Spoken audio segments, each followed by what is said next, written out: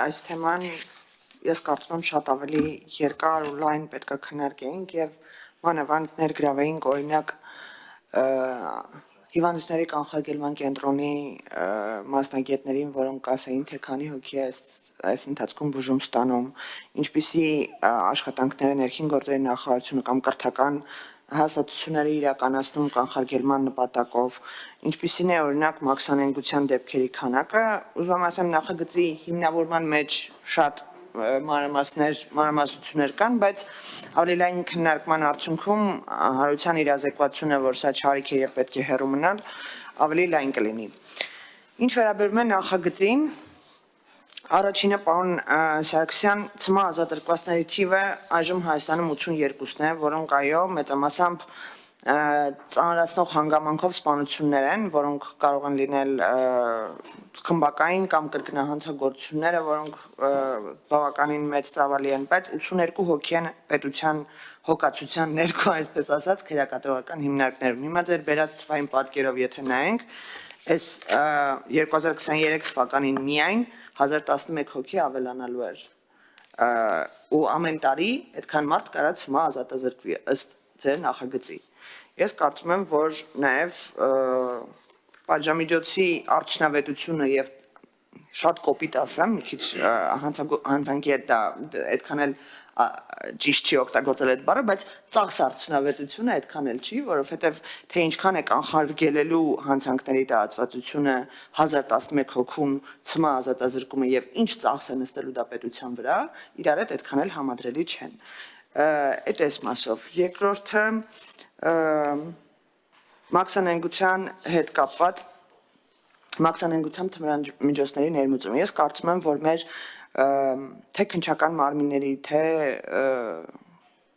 բոլոր օպերատիվ հետախուզական մարմինների ուշադրությունն ու կենտրոնացումը պետք է լինի Հայաստանի Հանրապետությունում ներմուծվող թմրանյութերի քանակի վրա, որովհետև գիտենք, որ ես նաև այս պարոն Մինասյանի նշած նախագծի քննարկման արդյունքում ուսումնասիրում էինք, թե արդյոք կան լաբորատորիաներ Հայաստանում, արդյոք ստեղ սարքվում են ինչ-որ թմրանյութեր, թե չէ, համենայն դեպս հայտնաբերվածներից միայն մեկն է եղել, որ մեծ ծավալի լաբորատորիա է եղել, բայց ասում են, որ Հայաստանում չկա, այսինքն ներմուծվող է հիմնականում թմրամիջոցները։ Եթե մենք կարողանանք կանխարգելող աշխատանք կատարել ներմուծվող թմրամիջոցների քանակը նվազագույնին հասցնելու համար, մենք տեղ կարող ենք ավելի արդյունավետ աշխատանք ունենալ, քան օրինակ 1 գրամ կրիստալ վաճառողին բռնել եւ ՑՄ ազատազրկելը։ Ինչ վերաբերվում է, ես ինչպես եմ տեսնում այս հանցագործների կանխարգելումը, ես ասացի, որ հետազոտություն ունեմ նաև, թե ինչպես է խիստ պատիժը ազդում հանցագործության տարածման վրա։ Այն մյուս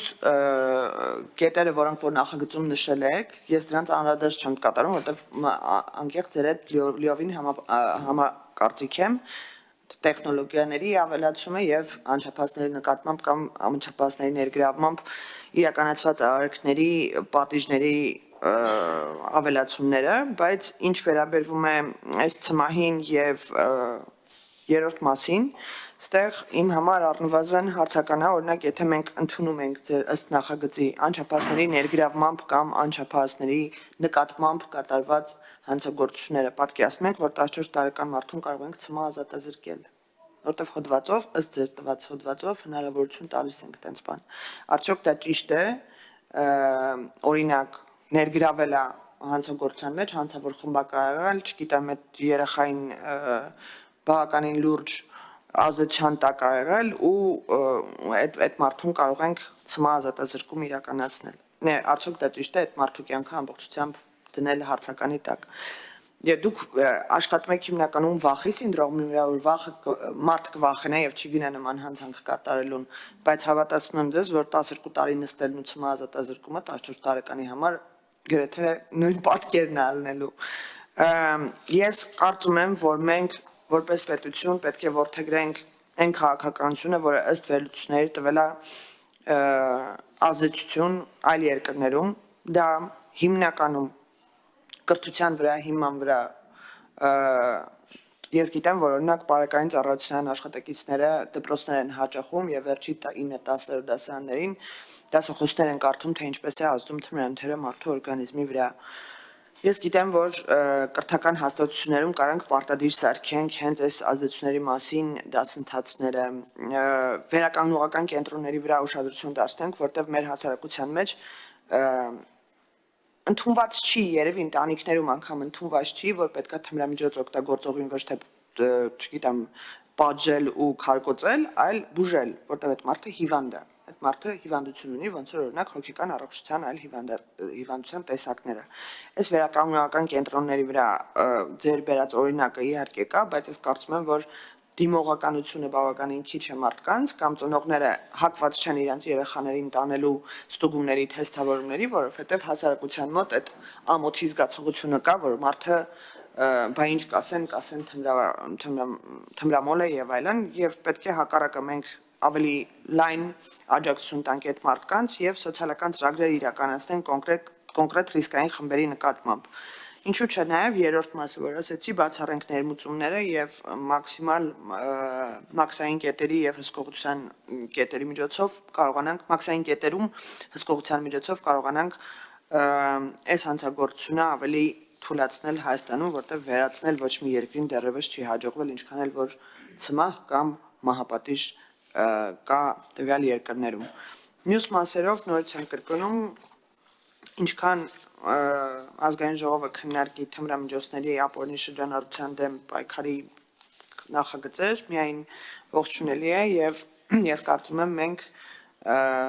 հենց ազգային ժողովի ամբիոնից բավականին լայն ուղերձ կարող ենք հղել թե երիտասարդներին, թե մյուսներին, որ սա կարող է բերել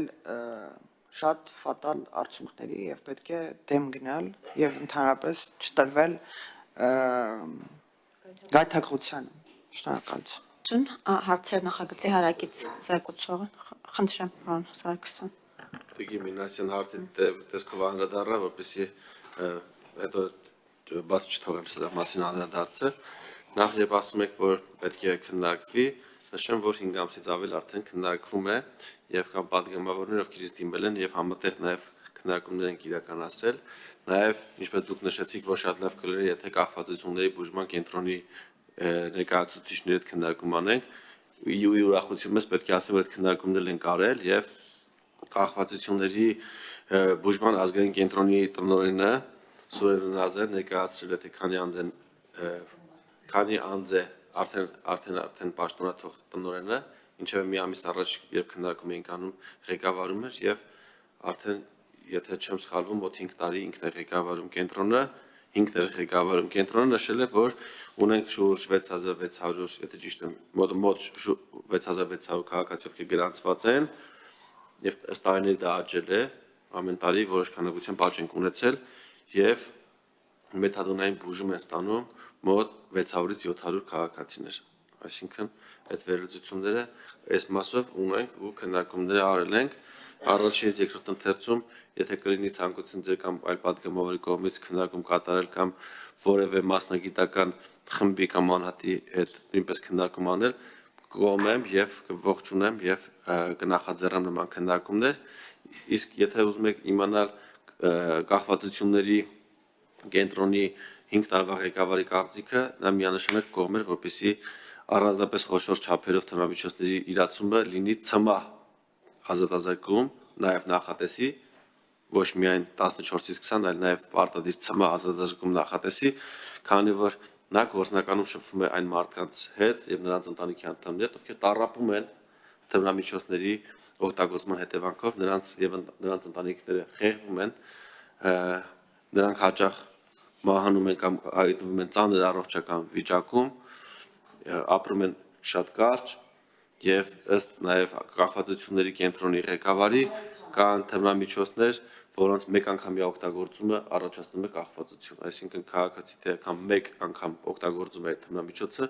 նրա մոտ առաջանում է կախվածություն, նրա ֆիզիոլոգիական կազմվածքը, ձգումները եւ ներքին ցանկությունը մղում է, նրան ստիպում է կրկին օգտագործել թմրամիջոց եւ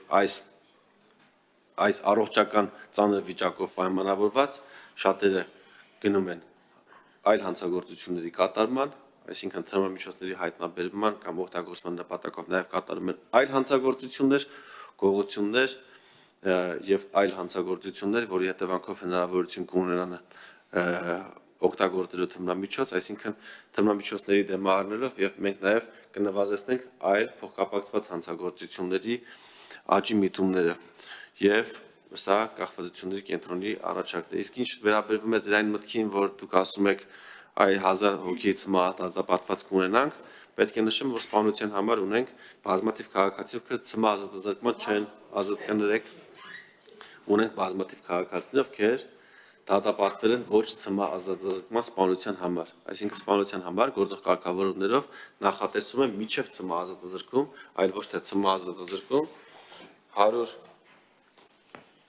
155-րդ հոդվածի երկրորդ մասը սպանություն նախատեսում է պատիժ 14-ից 20 տարի ժամկետով կամ ցմահ ազատազրկմամբ, նույնը ես առաջարկում եմ սահմանել նաև թմրամիջոցների խոշոր ծավալներով շարժուժանության համար, ինչը բերում է բազմաթիվ մարդկանց մահվան եւ սա որևէ կերպ չի խաթարում քրեական օրենսգրքի կառուցվածքը, ավելին գալիս է լրացնելու այն բացը, որ այսօր ունենք։